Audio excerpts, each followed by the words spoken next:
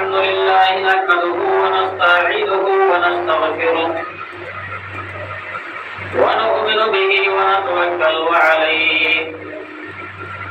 ونعوذ بالله من شرور أنفسنا ومن سيئات أعمالنا من يهده الله فلا مضل له ومن يضلل فلا هادي له وأشهد أن لا إله إلا الله وحده لا شريك له وأشهد أن محمدا عبده ورسوله يا أيها الذين آمنوا اتقوا الله حق تقاته ولا تموتن إلا وأنتم مسلمون يا أيها الناس اتقوا ربكم الذي خلقكم من نفس واحدة وخلق منها زوجها وبث منهما رجالا كثيرا ونساء واتقوا الله الذي تساءلون به والأرحام إن الله كان عليكم رقيبا يا أيها الذين آمنوا اتقوا الله وقولوا قولا سديدا يصلح لكم أعمالكم ويغفر لكم ذنوبكم ومن يطع الله ورسوله فقد فاز فوزا عظيما أما بعد فإن خير الحديث كتاب الله وخير الهدي هدي محمد صلى الله عليه وسلم وشر الأمور محدثاتها وكل محدثة بدعة وكل بدعة ضلالة وكل ضلالة في النار أعوذ بالله من الشيطان الرجيم بسم الله الرحمن الرحيم ولا تقولوا لمن يقتل في سبيل الله أموات بل أحياء ولكن لا تشعرون وقال الله تبارك وتعالى في موضع آخر أعوذ بالله من الشيطان الرجيم بسم الله الرحمن الرحيم ما آتاكم الرسول فخذوه وما نهاكم عنه فانتهوا رب اشرح لي صدري ويسر لي أمري واحلل عقدة من لساني يفقهوا قولي رب زدني علما اللهم رب زدني علما آمين. ہر قسم کی تعریف بڑائی و بزرگی تحمید و تحلیل حمد و ثنا و کبریائی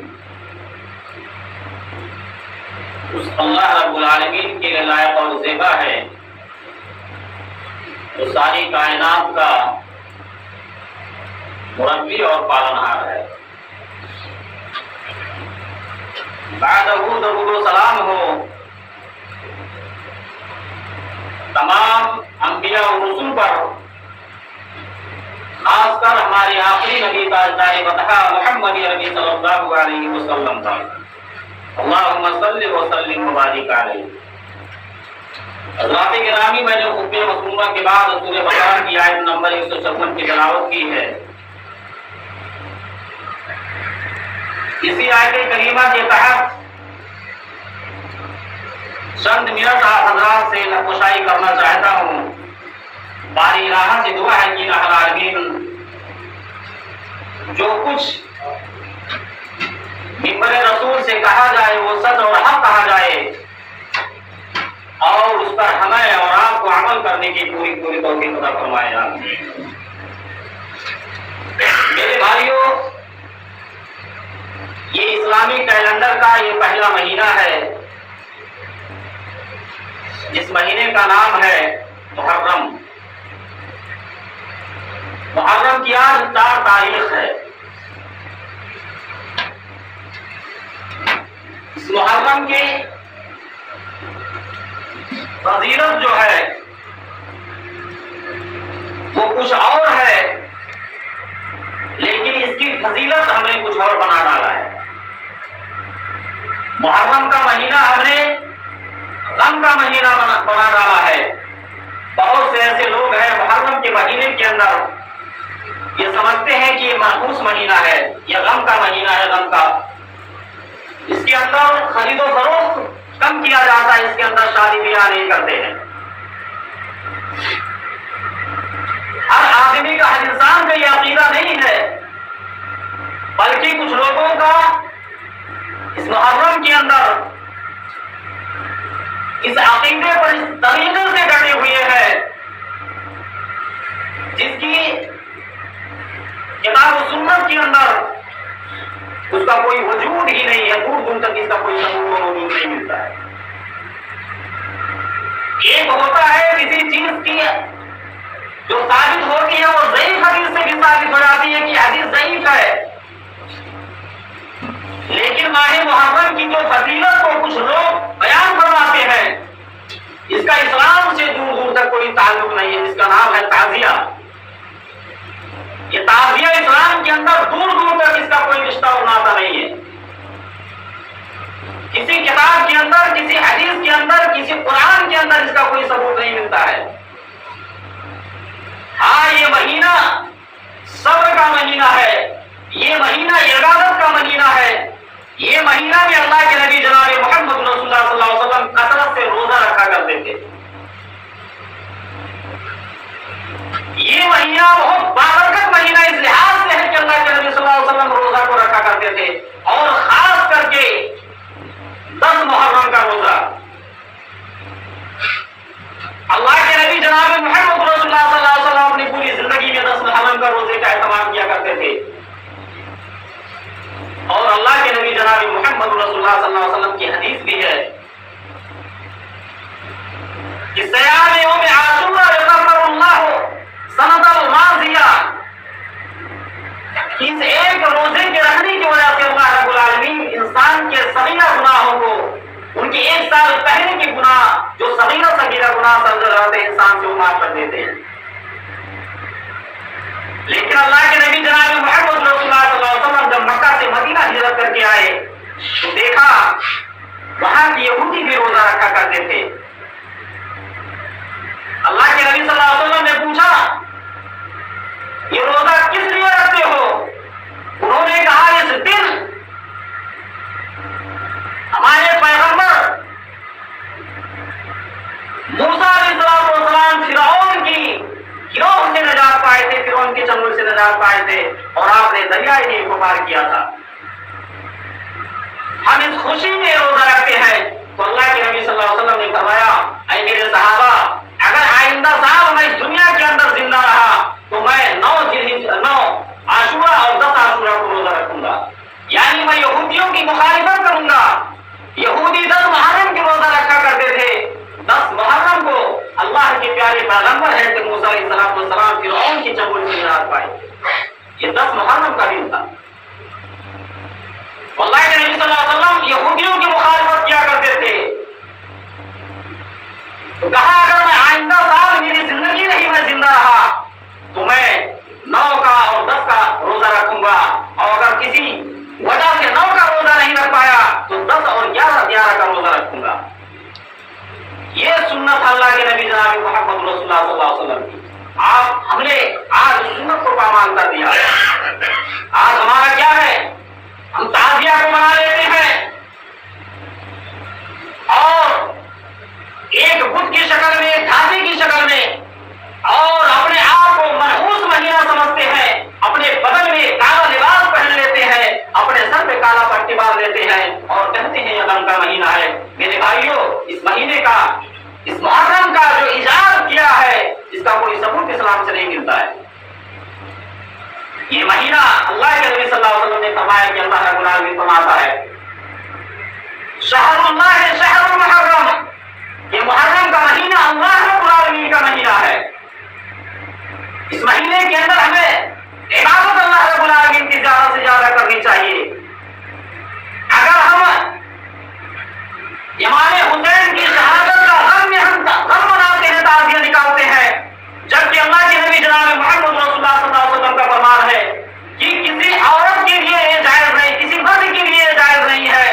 کہ اگر اس کے گھر کے اندر کوئی وفات پا جاتا ہے، انتقال کر جاتا ہے، تو 3 دن سے زیادہ غم کرنے کی اجازت اللہ کے نبی صلی اللہ علیہ وسلم نے نہیں دی ہے۔ کی بیوی کو یہ اجازت ہے کہ 4 مہینہ 10 دن وہ عزت گزارے گی،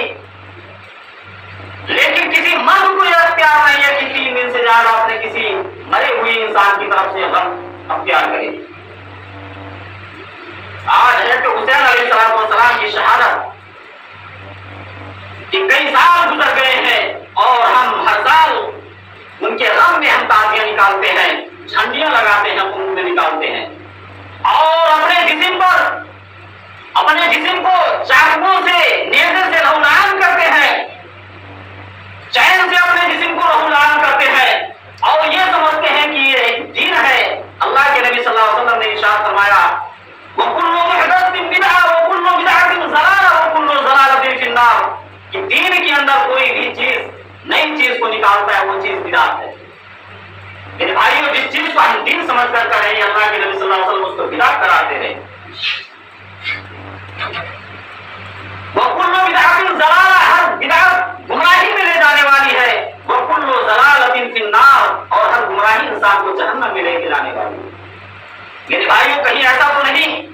جس کام کو ہم ثواب کی نیت سے کر رہے ہیں وہی کام ہمارے لیے باعث عذاب بن جائے، وہ جہنم میں ہمیں لے جانے کا سبب بن جائے؟ میرے بھائیوں، ان ساری چیزوں سے توبہ کرو۔ ہاں، اللہ کے نبی جناب محمد رسول اللہ صلی اللہ علیہ وسلم کی نوازے اللہ رب العالمین کے حبیب جناب محمد رسول اللہ صلی اللہ علیہ وسلم کو بہت محبوب تھے۔ آپ نے ان کو اپنا بیٹا تسلیم کیا تھا، کہا جو شخص میرے نمازوں کو رلائے گا وہ سمجھ لے کہ وہ محمد رسول اللہ صلی اللہ علیہ وسلم کو رلا رہا ہے۔ ایک مرتبہ اللہ کے نبی جناب محمد رسول اللہ صلی اللہ علیہ وسلم منبر رسول پر کھڑا ہو کر خطبہ دے رہے تھے، اور کیا دیکھتے ہیں کہ حسن و حسین مسجد میں اللہ کے نبی جناب محمد رسول اللہ صلی اللہ علیہ وسلم کا خطبہ سننے کے لیے دوڑے دوڑے چلے آ رہے ہیں۔ ننھے بچے ہیں، ایسے حسن کی پیدائش سن 3 ہجری کے اندر ہوئی، ایسے حسین کی پیدائش سن 4 ہجری کے اندر ہوئی، اور اللہ کے نبی جناب محمد رسول اللہ صلی اللہ علیہ وسلم کا انتقال سن 10 ہجری کے اندر ہوا۔ یعنی حضرت حسن اللہ کے نبی جناب محمد رسول اللہ صلی اللہ علیہ وسلم کی معیت میں، آپ کی صحبت میں 7 سال کی عمر پائی، اور حضرت حسین جو 4 ہجری کے اندر پیدا ہوئے اور 6 سال اللہ کے نبی صلی اللہ علیہ وسلم کی معیت میں انہوں نے زندگی گزاری۔ کتنے سال کے رہے ہوئے حضرت حسن حسین رضی اللہ تعالیٰ؟ 6 سال کے بچے ہیں، اللہ کے نبی صلی اللہ علیہ وسلم خطبہ دے رہے ہیں۔ آپ اپنے نمازوں سے اس قدر محبت کیا کرتے تھے، آپ اپنے نمازوں سے اس قدر پیار کیا کرتے تھے، آپ خطبہ دے رہے ہیں، نماز صبح کے وقت اللہ کے نبی صلی اللہ علیہ وسلم کے پاس مسجد نبی میں گرتے پڑتے آ رہے ہیں۔ اللہ کے نبی جناب محمد رسول اللہ صلی اللہ علیہ وسلم کی نگاہ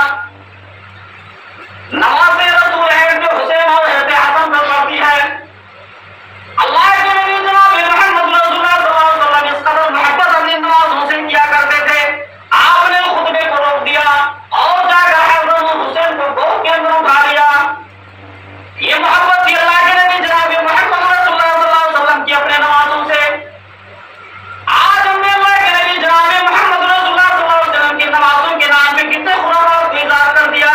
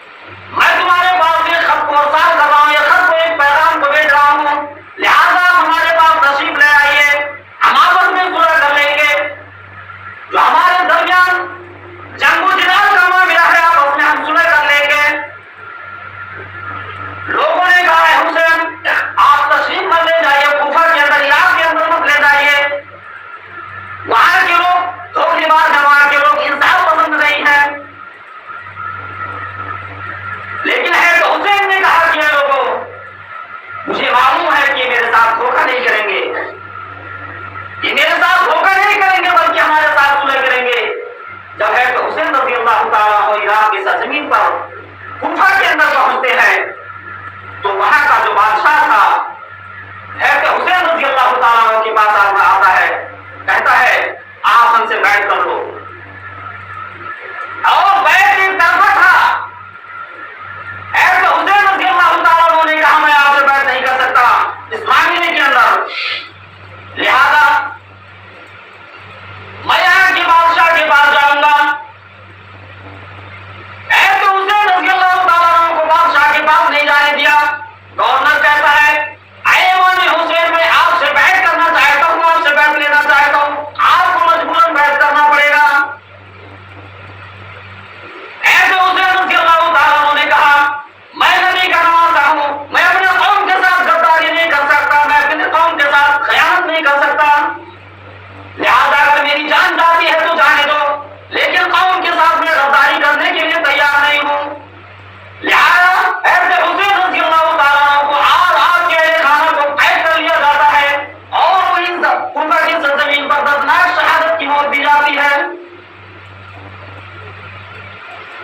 یہاں تک کہ حضرت حسین رضی اللہ تعالیٰ عنہ اور حضرت علی اصغر کوفے کی سرزمین پر وہاں کے بلوائیوں نے ایک ایک بند پانی کو ترسا دیا میرے بھائیوں، لیکن اس موقع پر اہل بیت نے کیا اپنا تجربہ اختیار کیا؟ اس موقع پر انہوں نے صبر کیا، صبر کا دامن پکڑا، وائلہ نہیں کیا، شور و غل نہیں مچایا، بلکہ صبر کا دامن تھاما رکھا۔ میرے بھائیوں، یہ محرم کا مہینہ اللہ کے نبی جناب محمد رسول اللہ صلی اللہ علیہ وسلم کی نواسے کا، یہ شہادت کا مہینہ، لیکن اس کے اندر ہمیں ماتم کرنے کی اجازت نہیں ہے، اس کے اندر ہمیں نرم کرنے کی اجازت نہیں ہے، ہمیں صبر کرنے کی اجازت ہے۔ اگر ہمیں ماتم کرنا ہے تو اسی محرم کی پہلی تاریخ کو عمر فاروق رضی اللہ تعالیٰ عنہ بھی شہید ہوئے تھے۔ اگر ماتم یہ کرنا ہے تو محرم سے پہلے جو ذوالحجہ کا مہینہ آتا ہے، جس مہینے میں ہم عید الاضحیٰ مناتے ہیں، اس مہینے میں حضرت عثمان غنی رضی اللہ تعالیٰ عنہ کی دردناک شہادت کی گئی تھی۔ میرے بھائیوں، اسلامی تاریخ صحابہ کے خون سے لبریز ہے، ہم کس کی شہادت پہ، کس کی شہادت پہ معلوم منائیں گے؟ میرے بھائیوں، وہ صحابی کرام تھے، وہ اہل بیت تھے، جو اللہ رب العالمین کو خوش کرنے کے لیے اپنی جان کا نذرانہ پیش کر دیا کرتے تھے۔ آج ہم نے اس کو نیا ایک دین ایجاد کر لیا ہے، اور اس کربلا کے میدان کربلا کے اندر جو جنگ ہوئی تھی، جو ہے جس جنگ کے اندر حضرت حسین ان کے اہل خانہ کو دردناک شہید کیا گیا تھا، اس کی ایجاد جو ہوئی ہے یہ سن 300، یہ کربلا کی جنگ ختم کے بعد ایک شاہنام تھا جو دہلوی 300 کی بعد ایجاد کی بہت ہے،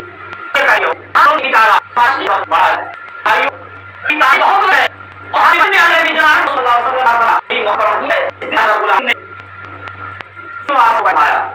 یہی محرم وہ ہے اللہ علیہ نے موسیٰ علیہ السلام کا نجات دیا، اور یہ محرم بھائی صلی اللہ علیہ نے ایسا مرقام اور مائنو 10 دن آتی ہمیں بات کرا تاریخ سے ایسے موسیٰ علیہ السلام، ایسے یونس علیہ السلام کو اللہ رب العالمین نے مچھلی کی پیٹ سے نجات دیا۔ یہ محرم کے 10 تاریخ تھے، یہ محرم کے 10 تاریخ تھے جن کے اندر اللہ کے نبی جناب محمد رسول اللہ صلی اللہ علیہ وسلم کی بہت صحابہ کی بہت بڑی بڑی قربانیاں ہیں۔ میرے بھائیوں، یہ محرم کا مہینہ دعاؤں کا مہینہ ہے، یہ محرم کا مہینہ صوم و صلات کا مہینہ ہے، صرف غم کا مہینہ نہیں ہے۔ اگر غم کا مہینہ ہوتا، ہم حضرت حسین رضی اللہ تعالیٰ عنہ کی شہادت غم مناتے ہیں، تو میرے بھائیوں ذرا سا اپنے عقل کو دوڑاؤ، یہ محرم کا تعزیہ نکالنا کیا صرف ہندوستان کے اندر ایجاد ہوتا؟ یہ محرم کا تعزیہ نکالنا کیا صرف پاکستان کے اندر ایجاد ہوتا؟ یہ محرم کا تعزیہ نکالنا، اور مجھے اس بات کا افسوس ہے کہ بہت سے ایسی جگہوں پر مسلمان جو اپنے آپ کو پکا اور سچا سنی مسلمان کہتے ہیں، جو اپنے آپ کو اہل حدیث کہتے ہیں، جو اپنے آپ کو دیوبندی اور بریلوی مذہب سے جوڑتے ہیں کہ ہم بہت بڑے اللہ کے چاہنے والے ہیں، میرے بھائیوں یہ کام شیعوں کا ہے،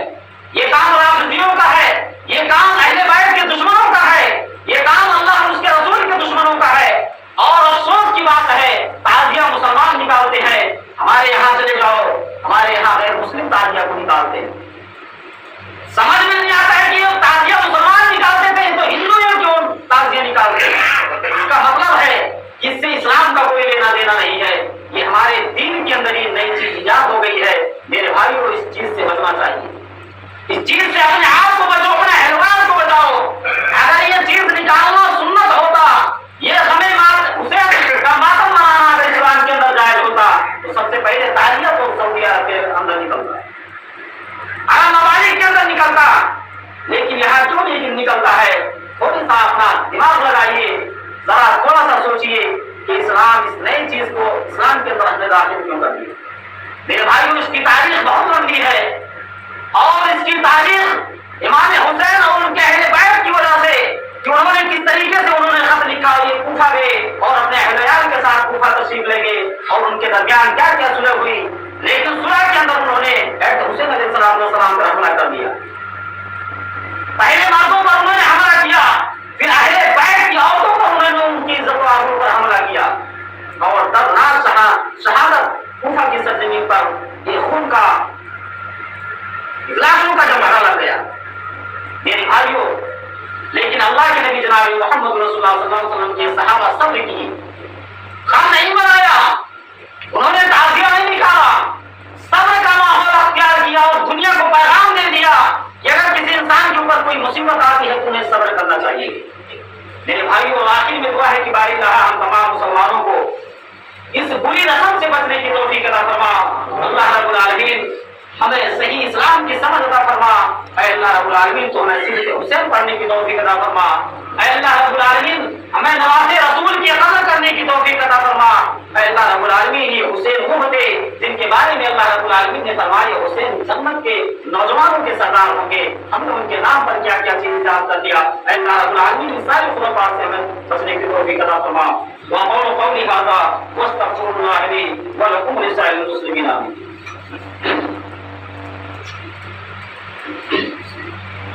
الحمد لله كفى وسلام على عباده الذين اصطفى أما بعد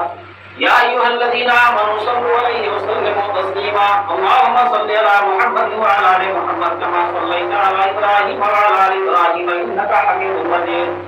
اللهم بارك على محمد وعلى آل محمد كما باركت على إبراهيم وعلى آل إبراهيم إنك حميد مجيد عباد الله يا رحمكم الله إن الله